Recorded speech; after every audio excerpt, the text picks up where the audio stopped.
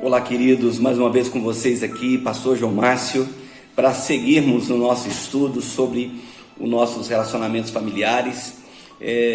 Ontem nós terminamos o assunto falando sobre a comunicação nossa em meio à família, e hoje a gente vai dar início a um novo tema, que é sobre o ajuste na nossa vida financeira familiar. Como é que está a finança familiar aí? Está boa, está organizada?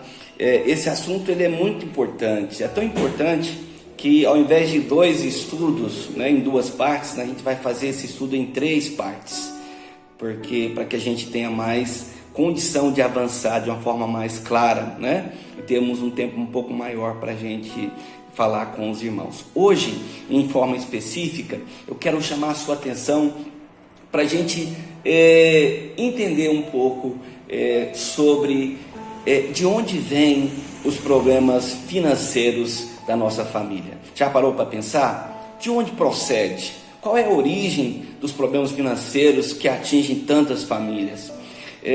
Analisando muito tantas famílias que têm enfrentado dificuldade financeira, eu listei algumas coisas aqui bem interessantes que eu queria deixar para você, que chama a nossa atenção, que podem ser problemas que também estão afetando a sua família. Qual é o primeiro? O primeiro caso é exatamente o desequilíbrio financeiro. O que é o desequilíbrio?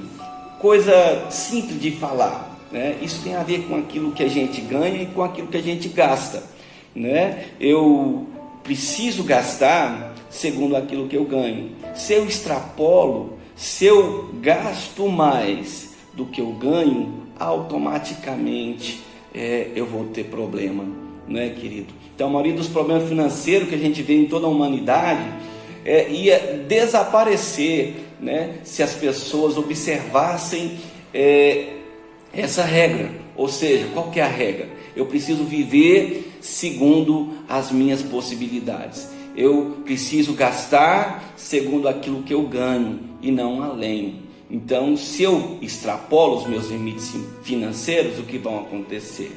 Eu vou entrar em dívida, A dívida vai chegar. E esse endividamento é uma das maiores fontes de estresse em toda a família. Dívida é uma coisa que não deixa a gente sossegado, Nesse ponto é importante a gente frisar ainda, porque o problema é o cartão de crédito, o problema é o cheque especial. Não, essas coisas são ferramentas.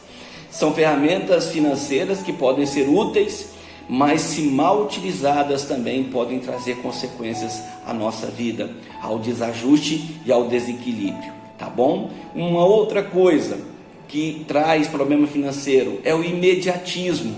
O imediatismo, querido, é o foco maior no consumo. Quando uma pessoa quer comprar e tem que ser agora, não pode esperar nem um pouco mais.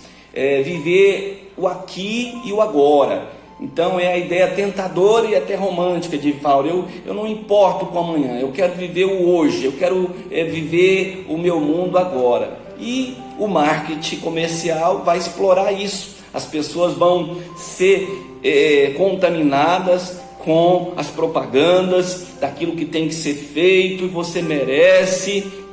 E todo o apelo comercial vai ser feito em cima disso, e as pessoas não conseguem esperar, e muitos problemas surgem quando as pessoas só pensam no imediato, Um dos maiores problemas que a gente pode enfrentar é exatamente viver num momento como esse que a gente está vivendo e a gente não ter uma reserva, porque se eu penso só no imediato, então eu não vou fazer uma reserva.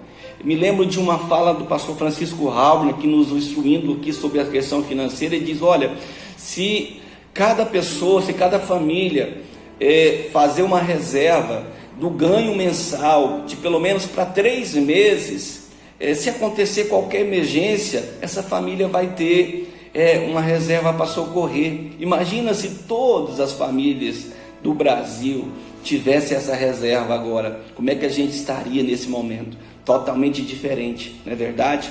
Mas muitos de nós só pensamos no imediato, e o imediato, o imediatismo, o pensar só agora, que não planeja a longo prazo, acaba gastando demais, adquirindo coisas sem ter meios para pagar depois, e com certeza vai entrar em dificuldade financeira. Uma terceira coisa é a apatia financeira, é a indiferença. É uma pessoa que diz o seguinte: a minha opinião sobre finanças, não sei, não quero saber e tenho raiva de quem sabe. Ou seja, eu acho que não tem nada a ver comigo, e quando tem um problema eu passo, é igual aqueles que estão sempre repassando. Isso acontece com alguns homens, pais de família, responsabilizam as esposas, deixa tudo no encargo da esposa, a esposa tem que se virar, né? Até uma palavra que alguém diz, a pessoa confunde delegar com delargar. Então a pessoa larga para lá, não sabe o preço de nada, perde o controle. Essa apatia de não querer saber não resolve o problema, não é? E gera outros também. Então, mesmo que eu não sou um expert em finanças, mas eu preciso saber como estão as finanças da minha casa, eu preciso participar do dia a dia da finança, porque senão eu também vou colaborar para o caos financeiro. Uma outra coisa é o excesso de confiança. O que é o excesso de confiança? Esse excesso de confiança, de uma medida certa, ela pode até trazer sucesso para nós, mas contudo o excesso é garantia de fracasso. Ou seja, é algo excessivo demais, é aquele que dá o passo maior do que as pernas. Então eu tenho uma capacidade, se eu dou um passo além da minha perna, com certeza eu estou correndo risco. Então eu preciso ter confiança, mas eu preciso agir de maneira certa, na hora certa, porque certamente se eu der um passo além da minha perna, se eu assumir um compromisso além daquilo que eu tenho condição, eu estou correndo um risco sério de colocar a minha família em dificuldade financeira.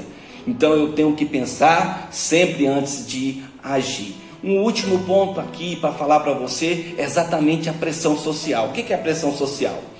Praticamente tudo hoje nos empurra para essa direção do consumo. Então, empresas querem que a gente compre mais, por isso isso vai significar mais lucro para elas. O governo quer que a gente compre, porque isso vai redundar em mais imposto arrecadado. Amigos, familiares e colegas de trabalho também acabam de maneira voluntária ou involuntária nos forçando a consumir sempre mais. É mais ou menos assim a lógica.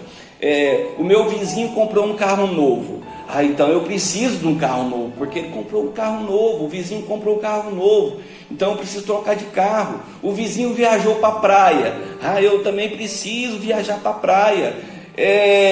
O vizinho construiu uma casa nova, eu preciso ter uma casa nova, uma piscina nova. Então todas essas coisas vão nos empurrando, não é? Essa pressão social. Um curso que a gente fez discipulado alguns anos atrás, me lembro de uma frase muito interessante sobre a questão do consumo, que dizia assim: muitas vezes nós compramos coisas que a gente não precisa, que a gente não tem necessidade, para impressionar pessoas que muitas vezes a gente nem gosta. Então essa pressão social também muitas vezes nos leva para o desajuste financeiro. A gente compra coisas que a gente não precisa, e a gente entra em dívida sem necessidade. Então hoje eu quis trazer para você apenas uma luz sobre coisas. Talvez essas coisas que eu falei aqui podem estar trazendo desajuste financeiro para a sua família. Pense um pouco sobre isso, e a gente vai falar um pouco mais no decorrer dos vídeos. Amanhã eu quero falar um pouco sobre como que as finanças, nossas finanças, a nossa vida financeira familiar afeta o nosso relacionamento com Deus. Amém? Nós vamos falar sobre essa questão de vida com Deus e vida financeira. Isso tem muita coisa a ver e muito desajuste também, tá bom? Então vamos orar, e amanhã eu quero entrar nesse assunto, e depois de amanhã eu quero encerrar esse assunto falando contigo sobre sugestões práticas de como a gente melhorar a nossa questão financeira familiar.